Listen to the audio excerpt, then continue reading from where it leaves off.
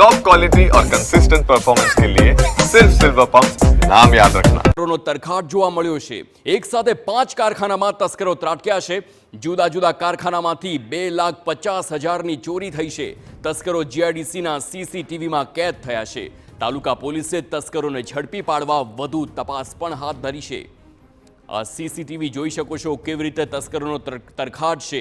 એક બાદ એક કારખાનામાંથી ચોરીની ઘટના બની છે અને હવે વધુ તપાસ હાથ ધરવામાં આવશે। આખરે કોણ છે આ શખ્સો અને કેવી રીતે ચોરીને અંજામ આપે છે તેમની મોડસ ઓપરેન્ડીથી લઈ તમામની તપાસ હાથ ધરવામાં આવશે।